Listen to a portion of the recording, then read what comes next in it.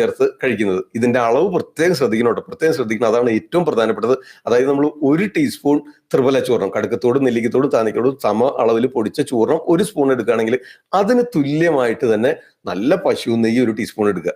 Okay, എന്നിട്ട് അതിലേക്ക് നെയ്യും തേനും ഒരിക്കലും തുല്യ അളവിൽ എടുക്കരുത്. അതുകൊണ്ട് തേൻ നെയ്യിന്റെ ഇരട്ടി അളവിൽ എടുക്കുക. 2 ടീസ്പൂൺ തേന്, 1 ടീസ്പൂൺ പശു നെയ്യ്, 1 ടീസ്പൂൺ ത്രിഫല ചൂർണം. ഇത് മൂന്നും കൂടെ ഒരു കുഞ്ഞു പ്ലേറ്റിൽ നന്നായിട്ട് ഒരു 5 മിനിറ്റ് ചാലിക്കണം. നന്നായിട്ട് വിരലുപയോഗിച്ച് ചാലിച്ചതിന് ശേഷം രാവിലെ വെറും വയറ്റില് അതങ്ങോട്ട് ലേഹ്യം ചെയ്യുക. ലേഹം കഴിക്കുന്ന പോലെ കഴിക്കുക. നാക്കിൽ പുരട്ടി അങ്ങോട്ട് നുണഞ്ഞ് അലിച്ചിറക്കാം. ഓക്കെ, ഇത് രാവിലെ വെറും വയറ്റിൽ പതിവായിട്ട് സേവിച്ചാൽ ഈ മുൻപറഞ്ഞ ഗുണങ്ങളെല്ലാം കിട്ടും. തൊലിവിന് ചുളിവും വരുന്നത് നിയന്ത്രിക്കാനായിട്ട് സാധിക്കും. അതാണ് ജരാനരകളെ നിയന്ത്രിക്കും രസായനമായിട്ടാണ് മുനിമാര് ഇത് ഉപയോഗിച്ചിരുന്നത്.